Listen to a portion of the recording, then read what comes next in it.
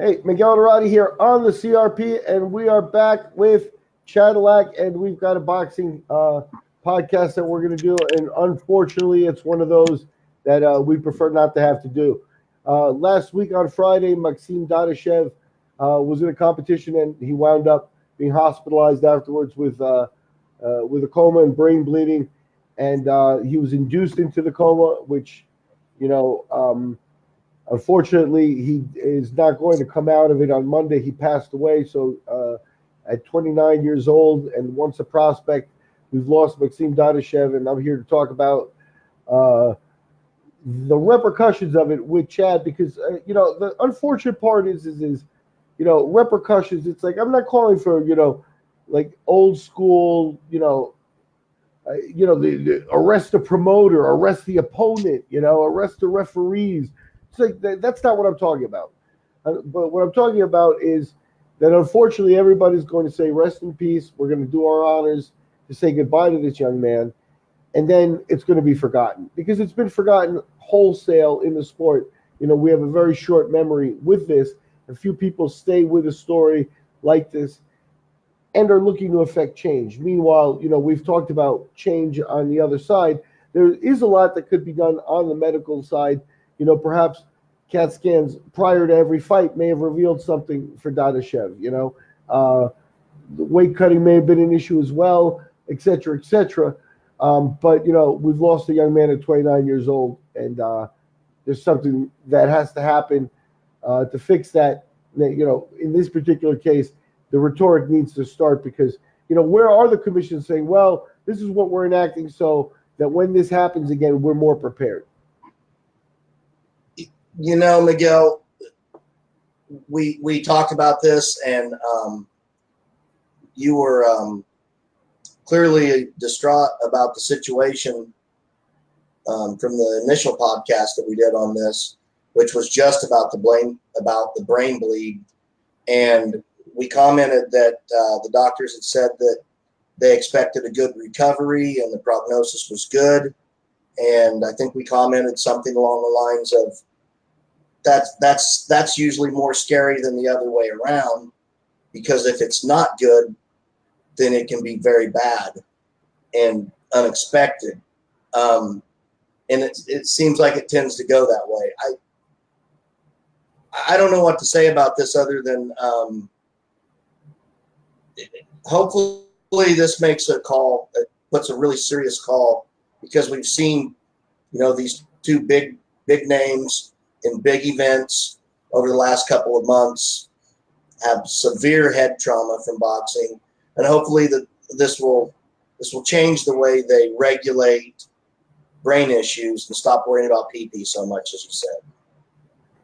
And that's exactly what I think we need to talk about here. The bottom line is again, putting the promoter in jail, or banning the sport. I don't think any of those are options anymore. They've been tried in the past. And if you look at the history of boxing and the history of combat sports and stuff, they try to ban it, and it goes underground. And then they've tried arresting the promoters, and the promoters ultimately are not really responsible for this for the death. I mean, they are putting on that sort of thing. Is the opponent responsible? They're legally, I think that's already been decided, that we're not going to press charges against the opponent and things like that. So those are, we're not. I don't want to recycle the wheel, but what can be done? I think, and you mentioned it here in the talk. I think that the emphasis on steroids and steroid prevention, preventing that, is a time-consuming.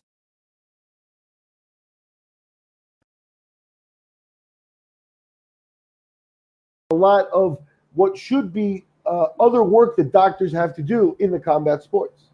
You know what I mean? It's like too many times I've been to too many promotions where the doctors show up. They're the licensed doctors for the commission, from the commission for that event. They show up, and they've been to 10 events, and they haven't had a thing to do. Maybe apply some stitches, maybe look at a guy's eyes a couple of times. Nothing to do. They're sitting on their cell phones ringside, and you can see them, Yeah. Something happens, and they move. I'm not saying that there's something bad there, but it's now a job. It's become a job. There's no passion there. Those guys are there to make sure nothing happens at the event. And what are they controlling? It's like, what do they get there? They get, hey, here's your pass so you can get in the ring area, and here's a bottle of water, and here's a list of the fights. It's like, where's the file of medical records? Where can I see the scans for this week? Is there anything I should know about? Dadashev at 120, as an amateur, he fought as I believe 126 is featherweight, so he's a smaller guy. And I think that the weight cuts and things like that, the doctor should be looking at all that with numbers. This was his, on the day of the weigh-ins, this is what he weighed when he woke up, and this is what he weighed, on the day of the weigh-in. So he cut this much weight on that day. Maybe we should monitor him for dehydration and things like that. Doctors do none of this type of thing. The camps the camps are responsible for that, but the doctors around the event do nothing except for address a trauma. That's all that they're there for. And I'm saying that no, that there's a role here that we're missing on the medical. And then everything else is the guys who are collecting piss to check up for steroids, and the steroids are, a list. It's like, oh, this guy's got something in his blood and it's not on the list. What do we do? It's like, well, let's start getting it on the list. It's nonsense. Meanwhile, like I said, Dadashev, if he's licensed, to fight, he has a CAT scan from within the last 3 years or so that is on file, and that's just about it. That's all that's there. So if he had been asked to do it, then now there's costs involved. But what we're talking about is actually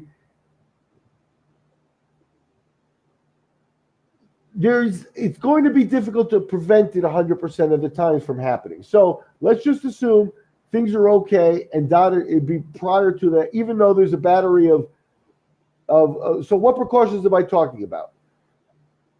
The pre-fight medicals and all that sort of stuff, that gets you to a certain extent, and it sends Dadashev into the ring. I don't know about the weight cut and the dehydration stuff, because that could be an issue that's not being monitored correctly and stuff like that. But Dadashev goes in and has a disaster in the ring, this disaster. The preparation of the medical teams is what's not there. The doctor has a disaster on his hands, and he looks up from his cell phone and he says, oh my God, and he's looking at it and he goes, and get me an ambulance right now, let's get him out, He may be able to handle it right there and stuff, but he's working with no information. He doesn't have a medical file that could be had. These are men that are in a very public forum, in a very public position, where they're going through medical exams, but that's it. They're just going through steps and stuff. There's really no medical care that the Boxing Commission provides for the fighters. It's just an oversee process to collect piss right now and to make sure that the guys got their EKG. Is your EKG on file? It's got to be at least 5 years, within the last 5 years. Oh, yeah? Oh, check. Done. What good does an EKG 3 fights ago do? What good does a CAT scan from 2 years ago do for a fighter who's been fighting actively in the gym, taking blows? And in the case of a disaster, I think now once you've mitigated the disaster and it's Saturday night and the kid's in a coma, the doctors have decided to induce the coma, it would be terrific if they had a file. This file, he's got 13 fights. That would be hopefully minimum 26 CAT scans. A CAT scan before and after, a CAT scan before and after. What's going on? What's this guy? What's he showing? What did the CAT scan before this fight show? I think the doctors would love, I think there you're giving the doctors operate room to do what doctors do and motivate them a little bit more.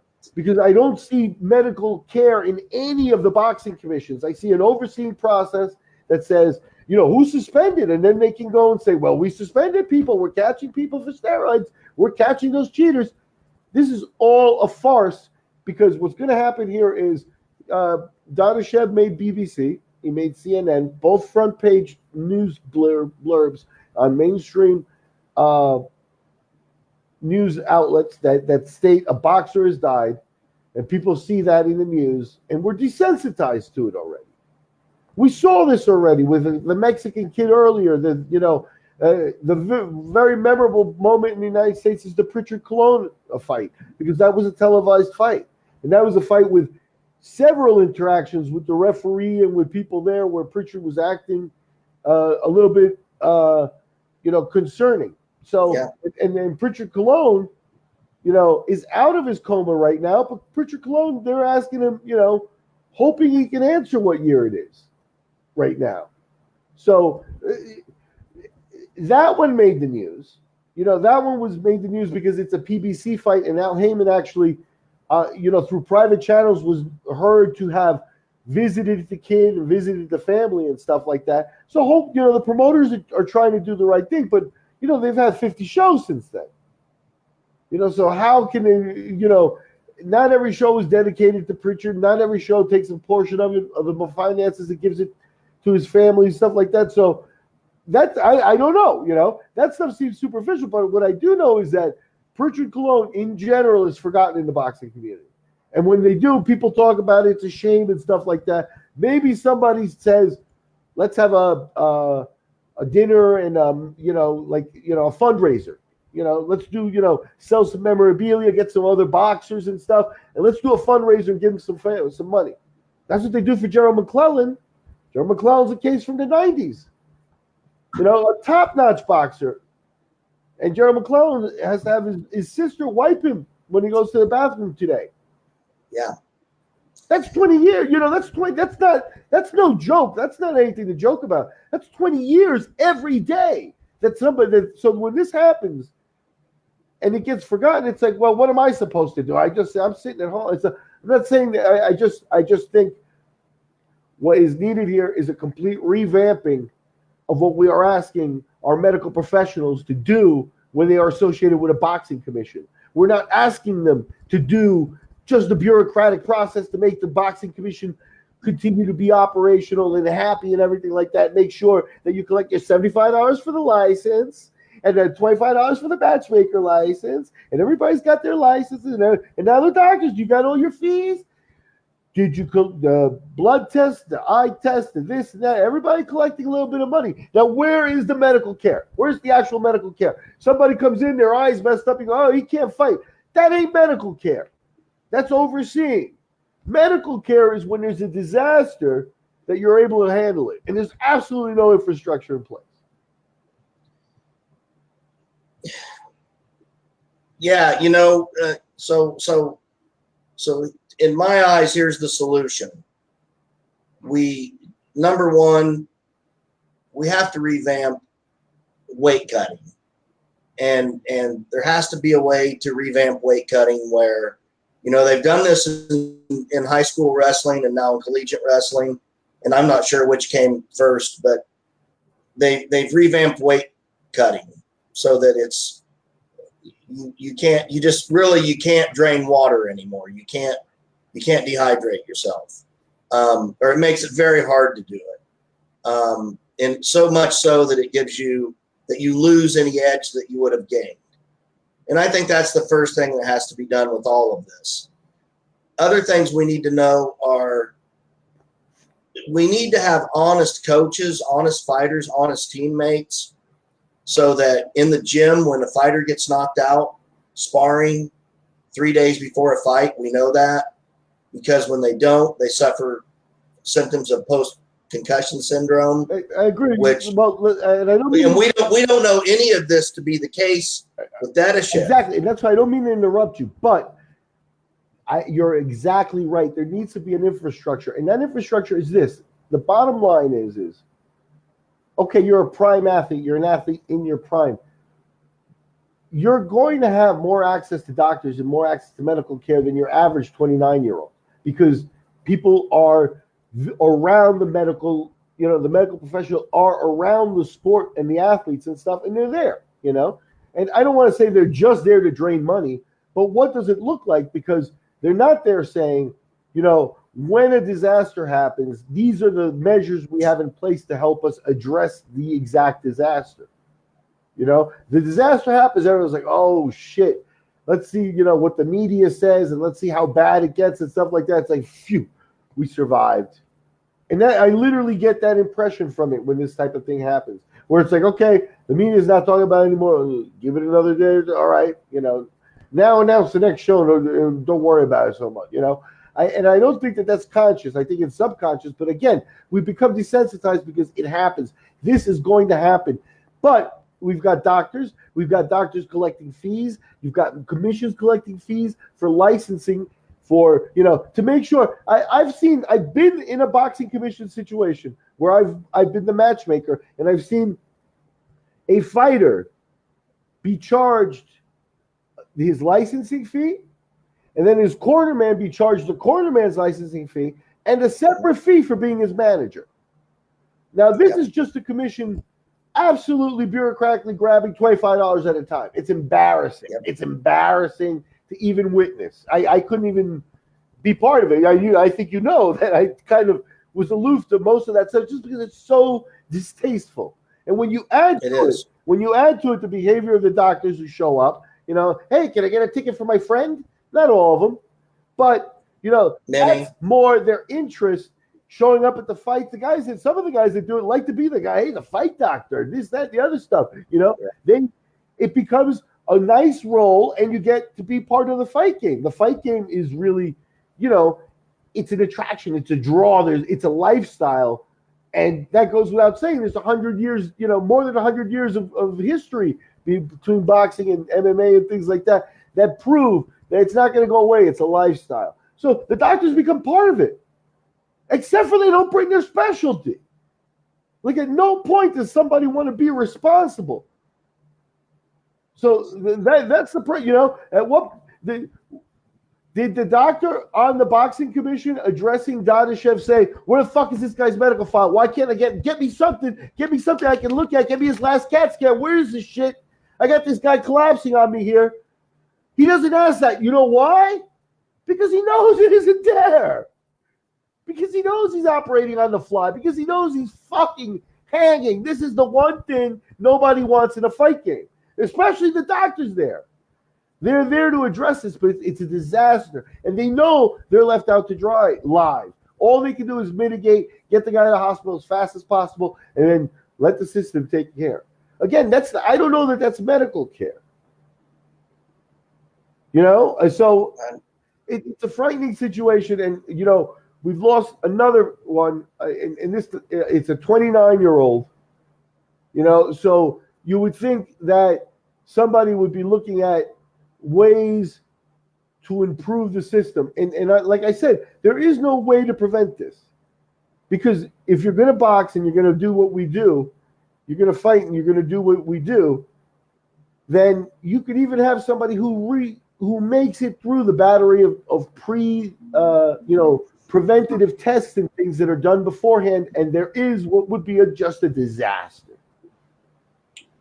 And that's what we're completely unprepared with. So what we do is we say, you know, we go through these licensing things and go through this and jump through hoops and stuff. Everybody goes through all of that. And then it's just a roll of the dice and say, hey, you know, because we know nothing about these people if there is a medical emergency and we're asking them to do something extreme. So I think, you know, and there has to be a real community type of effort with this. And it could involve steroids, right? Because the fighter would have to be honest as part of it, right? How do you get honesty out of them? You have a system that doesn't damage you or doesn't hurt you, you know, from wherever walk of life you're coming from, right? So, you know, if you're taking steroids, okay, then we monitor you this way, and we know the steroids, and we know the amount, we know this and that and the other thing. We may even have, you know, a measure of punching power, or a measure of how far you can run if you're taking steroids. Doctors monitor. Doctors need information. You know, you took this drug for 2 years, and then you stopped, but 5 years later, we're still having some type of repercussions from it. Nobody knew because nobody'd been studying this stuff for 5 years after the fact. All these types of studies, any type of study of all the things that these guys do, is being stopped at a medical and scientific level by this idea of like, hey, don't do it or we'll catch you. And it really reeks of, like, you know, old men telling me not to smoke pot. Yeah. Archaic system, you know. Yeah, I don't disagree with anything you've just said. The only thing I can add to it is that until boxing is ready to make a true commitment to the health of its fighters, everything is smoke and mirrors. And that's all it really is. It's smoke and mirrors. And as long as it's going to be that way, we're going to see these things happen. And I think they treat it as casualties of war. And that's just all wrong. that It's wrong. It's wrong. And you're seeing the same thing in boxing. Here's the difference. In the NFL, if a player goes out, another player comes in. In boxing, it's not quite that easy. If you replace an opponent in the last minute, there are a lot of different problems. So this is something that should be monitored from training camp to training camp, at the minimum. And it should be something where we have instruments now where we can literally test somebody every couple of weeks leading up to a fight to see if they're doing okay. And this would prevent,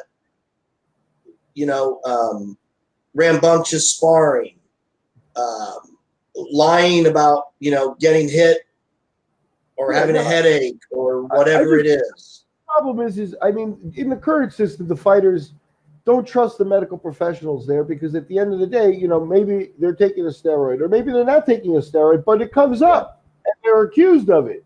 However all that goes, it's like there's already a confrontational, non-trustworthy, non-trust in the relationship that occurs there. And that's absolutely what has to change. That's the core change, is the doctors have to be there to do a doctor's job and be allowed to do it so they can make some calls and stuff like that. So what happens? This guy can't fight. The promoter can't say, you know what, fuck you, that's my championship fight. All those types of things need to, digress. Money isn't as important. You must digress to the doctors. And I am going to be alone on some of that but that's what happens. I mean, how about having a neurologist on staff instead of just any doctor who will take the job? Look, I could tell you a story. I was in Russia promoting an MMA show, and with what we could do, I had the full rules of the Nevada State Boxing Commission. Everybody was there. The New Jersey State Boxing Commission. All the doctors that were there in Russia were cooperating and working with us and following all the guidelines that we gave them and stuff like that. And one of the doctors came up to me and he said, you can't, your main event is shot. You can't, the main event guy can't fight. And he fought. And that's not by my doing. The bottom line is we were in Russia and it was the main event and it was being promoted. And I'll tell you who it was. It was Zulu. It was the Zulu's son, the large Zulu Zio. Yep. And he's got an elephantitis type of disease, and he has one type of club foot that he has no range of motion in his ankle, and the doctor wouldn't clear him. That's an ethical doctor right there. And then what would that man's experience be now that he's been crushed and he's watching the fight with the guy he can't approve of? Thankfully, nothing happened to his foot, right? Or else at least he could have said, "I told you so." But no. But what's that doctor's impression? Yeah, he's just going to go do his job next time. So all of the shenanigans, all of the pursuit of money or the putting everything aside has to be given its secondary place when it comes down to the safety of the people here, because it is the 21st century, because we can't have people dying at the rate of 1,000 a century. About 1,000 people died in boxing in the 20th century.